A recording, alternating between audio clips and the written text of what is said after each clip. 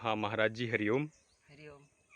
जी, मैं पूरे समाज की तरफ से और आज का जो नया जनरेशन है उसकी तरफ से सवाल पूछ रहा हूँ कि आज का जो आदमी है एकदम चिड़चिड़ा हो गया है। और चिड़चिड़ा में क्या है, गलत आरोप। हम गलती किए भी नहीं है फिर भी लोग उल्टे सीधे आरोप लगाते हैं, ये ऐसा है वो ऐसा है। तो कैसा इसमें मन उलझ जाता है और ऐसा जी करता है कि जो हमारे साथ जैसा किया वैसे ही करने को मन करता है। लेकिन ऐसा भी करेंगे तो हम उसके जैसा हो जाएंगे। तो ऐसे में हम अपने मन को कैसे समझाएं? हम सत्य को बताना पड़ता है कि ये सत्य है और झूठ जीतने को तैयार है। तो मतलब मन बिल्कुल अशांत रहता है। ऐसे प्रश्नों के बारे में थोड़ा हमें समझाइए। हरिओम। जय गुरुदेव। ओम नमो भगवते वासुदेवाय। आपको धन्यवाद, आपने बहुत अच्छा क्वेश्चन किया। इसके ऊपर हम आपको जरूर बहुत अच्छी से समझाएंगे और एक छोटा सा उदाहरण देके समझाएंगे कि एक बार क्या हुआ कि एक गधा था। जी गधा और एक शेर दोनों का संवाद हो गया। जी जी जी। तो गधा बोलता था कि आसमान जो है पीला है, हाँ। और हाथी बोलता था नहीं नहीं आसमान तो नीला है। लेकिन वाकई में आसमान तो नीला ही है। हाँ, आसमान नीला है। हाथी बोलता आसमान नीला है, हाँ। गधा बोलता है नहीं नहीं आसमान तो पीला है। अब जी दोनों में संवाद हो जाता है, दोनों में झगड़ा चालू हो जाती है। अब दोनों का फैसला नहीं हो पाता है।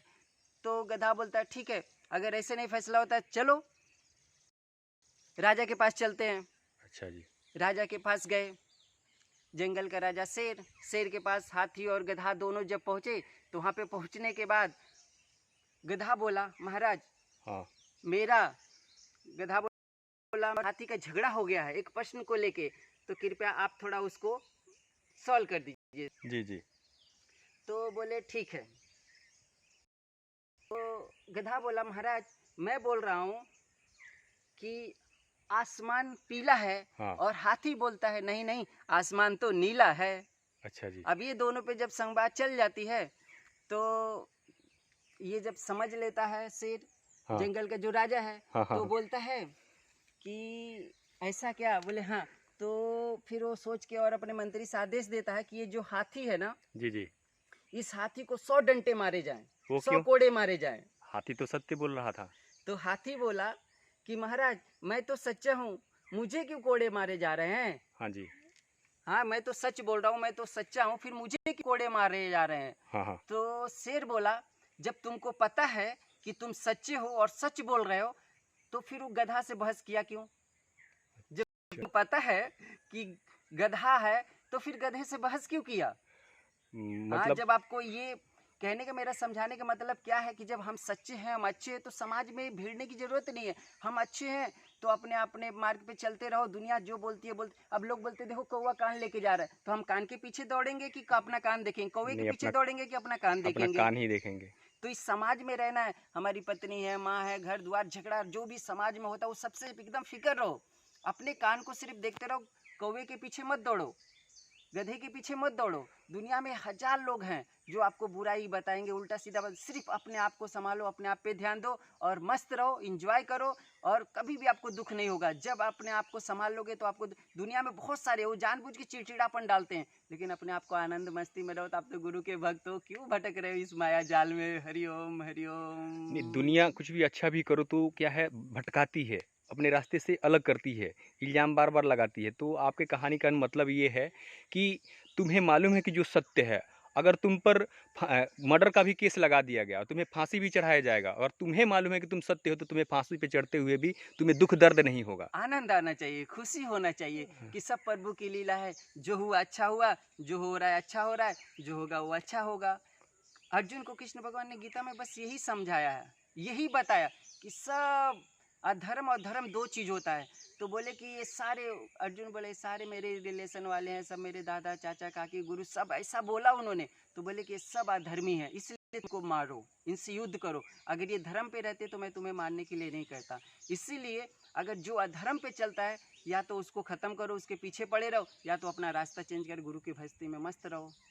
धर्म के मार्ग पे चलो, और जो धर्म के मार्ग पे चलता है उसको हजारों दुख मिलते हैं, उसे कभी सुख नहीं मिलता। लेकिन रास्ते पे चलने वाले पे कुत्ते या संसारी चाहे जो कुछ भी हैं, भौंकते तो ज़रूर है, तो हाँ, उनको कैसे एडजस्ट करें अब हम? हाथी है, कि रास्ते से चलता है तो अपने मस्ती में चलता है। अब कुत्ते लोग तो भौं भौं करते ही रहेंगे ना, वो तो स्वभाव है। जी। अब वो कुत्ते भौंकते, तो अगर हाथी कुत्ते से आके झगड़ा करे, हाथी आके अगर उस कुत्ते से झगड़ा करे, तो हाथी और कुत्ते में कोई फर्क रहेगा क्या? नहीं रहेगा।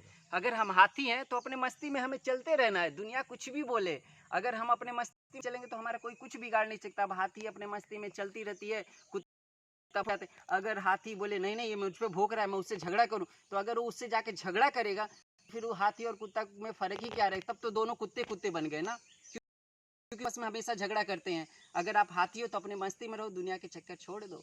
नारायण हरि, नारायण हरि। मतलब हम जो हैं, वो हमें ही समझना है, हमें ही दुनिया नहीं समझना है, बदलाएगी। दुनिया को बताने की जरूरत। दुनिया तो देखो, दुनिया तो हमें कुछ पाने के लिए, कुछ बनने के लिए हमेशा दुनिया तो पीछे जब आती है, जब आप कुछ बन जाते हो, कुछ पा जाते हो, तब दुनिया आपके पीछे दौड़ती है पागल की तरह। जी, जी स्वामी जी, बिल्कुल सही बात है।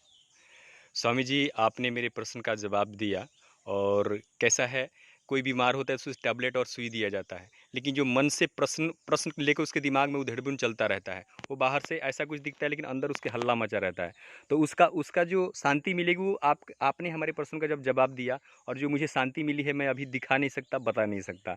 मैं मेरे प्रश्नों का जवाब मिल गया और मैं खुश हूँ और शांत हूँ। एक और छोटा सा मन के ऊपर आपने जी। बोला, मन। हाँ, वो भी बता देखो दीजिए। मन क्या है? मन तो क्या है कि अगर हम समुद्र में, एक नाव है ना, जी, जी। तो उस नाव में अगर हम जाके बैठे हैं, और उस बैठे हुए नाव में अगर हम उस समुद्र के नाव को छोड़ दें, तो किसी भी दिशा में जाएगी। इधर भी जा सकते, इधर भी जा सकते, इधर भी जा सकती है, वो किसी भी दिशा में भटकेगी। लेकिन जब हम लक्ष्य बना देंगे कि हमें इसी दिशा में जाना, इसी दिशा में जाना है, तो हम उस लक्ष्य पे पहुंच सकते हैं। नहीं तो नाव क्या होती है, किसी भी दिशा में हवा के वेग से बह जाएगी और डूब जाएगी। इसीलिए जब उसको हम जिस दिशा में जाना चाहते हैं, उस दिशा में जब लेके जाते हैं, तभी तो नाव पहुंचता है ना। उसी तरह हमारा मन है, अगर हम अपने मन को अपने काबू में करके जिस दिशा में ले जाएंगे, उसी दिशा में जाएगा। अगर हम अपने मन को छुट्टा छोड़ देंगे, तो कभी ये दिशा में भागेगा, कभी वो दिशा में भागेगा, कभी वो दिशा में भागे, और इस तरह हम भटकते रहेंगे और मन को शांति नहीं मिलेगी। तो मन को शांति दिलाना है, तो मन को सिर्फ एक दिशा दे दो, कुछ भी हो जाए तुझे इसी दिशा में चलना है। जिस तरह समुद्र में नाव है, दिशा में लेके जाना है, तो एक ही दिशा में वो जाता है। अगर उसको आप छोड़ दोगे, तो नाव वो तो कहीं किधर भी भी चला जाएगा। कहीं भी चला जाएगा, भटक जाएगा, डूब जाएगा। वैसे ही मन की स्थिति है। तो मन की स्थिति है। और मन देखो कैसा है, अगर मन को शांत करना है ना, तो हमें करना क्या है कि मानो एक गिलास में हमने क्या किया है, उसमें लाल रंग भर दिया है, जी, जी। तो उसमें हमारा चेहरा नहीं दिखेगा। नहीं दिखेगा। अगर उसमें लाल रंग नहीं रहेगा तो हमारा चेहरा अच्छे से दिखेगा उसमें। हाँ। लेकिन आप कहोगे उस लाल रंग को हम निकाले कैसे, अलग कैसे करें, तो है उपाय करने के लिए। क्या करोगे, जब वो गिलास के पानी को थोड़े बड़े बर्तन में डाल दो, साफ हो जाएगा। थोड़ा और बड़े बर्तन में डाल दो, और साफ हो जाएगा। थोड़ा और बड़े बर्तन में डाल दो, और इस तरह करके जब एकदम बड़े टोप में डाल दोगे, तो लाल रंग गायब हो जाएगा, चिकेगा। तो मन को साफ करने का उपाय है, अगर आप करना चाहोगे तो साफ होगा, नहीं करना चाहोगे तो कचरा भरा रहेगा। तो बड़े टूब का कैसे हम मतलब? कहने का मतलब है कि आप मानो ये कचड़े लोगों में मत रहो, थोड़े उससे निकलो, भगवान की भक्ति करो, सत्संग करो। ये सारे बड़े संगत है, ये अच्छा। सब बड़े। जब आपका मन एकदम शांत हो जाएगा, आपको परिवर्तन हो जाएगा, दुनिया बदल जाएगी आपकी।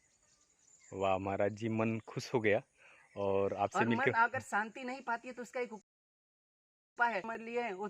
गुरु जी के मंत्र लेके राम राम जपते रहते हैं, गुरु जी मंत्र के नहीं मिल रही है, शांति नहीं मिल रही। अरे जो खांची होता है ना, हाँ, हाँ। एक खांची होता है, टोकरी। जिससे टोकरी, जिसे मिट्टी फेंकते हैं, हाँ। उस मिट्टी फेंकी हुई खांची को अगर हम जब गुरुजी ने 5 शिष्यों को बोला कि जाओ थोड़ा नदी से पानी ले आओ, अब खांची में कहीं पानी आएगा क्या? नहीं आएगा। नहीं आएगा ना, कभी भी नहीं आएगा। लेकिन गुरुजी ने बोला है, एक चेला विश्वास करके पहुंचा, नहीं खांची में वो गया, खांची को सुबह से शाम तक हिलाता रहा, पानी आया ही नहीं। गुरुजी के पास आए, गुरुजी इसमें तो पानी नहीं आ रहा है। गुरुजी ने बोले, बेटा ये देख, तेरी जो मिट्टी वाली खांची थी ना, जो टोकरी, देख कितना सुंदर चमक रहा है, कितना साफ हो गया। हाँ। तो कहने का मतलब है कि पानी नहीं आया ठीक है, लेकिन साफ तो हो गया, परिवर्तन तो हो गया, कितना अच्छा सुंदर चमक तो रहा है ना। जी, तो जी। कहने का मतलब गुरु मंत्र हो गया, गुरु मंत्र मिल गया। जब गुरु मंत्र लेकर हम जपना चालू करते हैं, तो हमारा तन मन साफ होने लगता है। जब साफ होने लगता है, तो हमारे जीवन चमकने लगता है। जिस तरह पंखा का बटन तो बंद कर देते हैं, लेकिन पंखा तुरंत बंद नहीं हो जाता है, जी, वो जी। नाचते रहता है, नाचते रहता है, नाचते रहता है, और एक समय ऐसा आता है कि वो अपनी जगह पे बंद हो ही जाता है।